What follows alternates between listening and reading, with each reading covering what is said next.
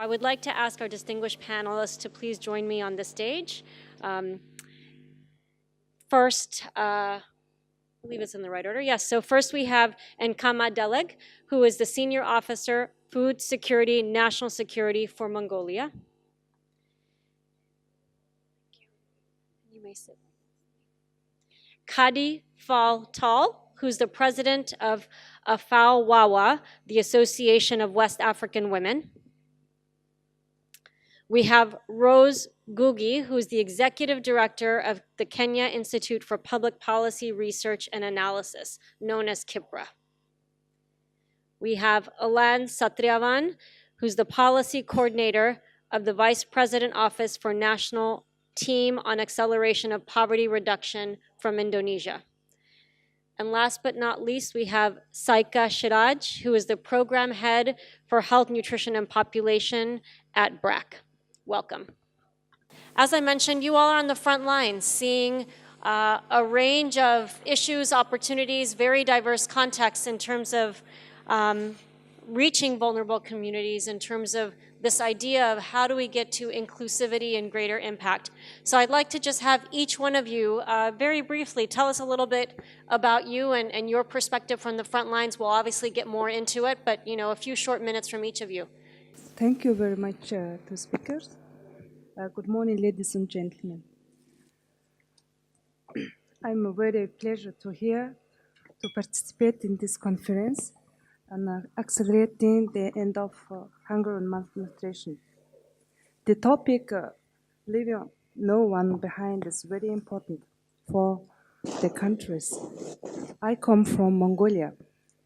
I would like to inform you some data. The population of Mongolia is 3.3 million. GDP in the last 10 years grew from 5.6 to $11.5 billion. There are more than 60 million animals, but we have a higher percentage of poor people. The question is why?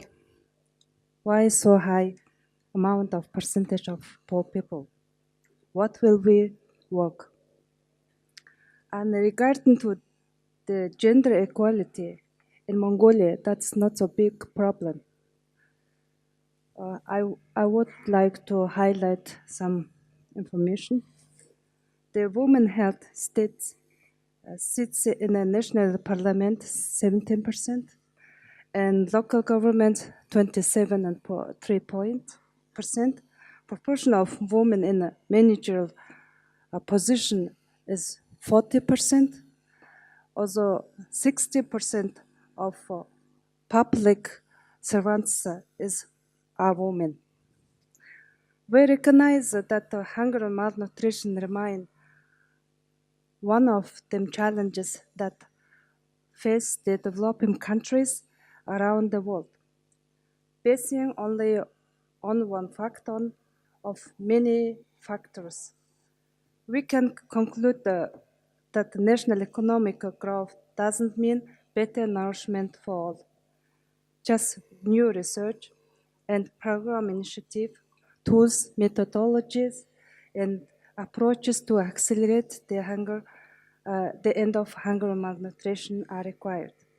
Secondly, transparency and promotion of professionally capable persons to the decision-making position are becoming more essential. But we have to overcome with a traditional culture of men or women in labor and decision-making without gender preference. Overall, we have to have well-thought and planned programs which will provide ground for reaching the SDG2 goals. I hope that your experiences, insights, and contribution on this event will be valuable. Thank you.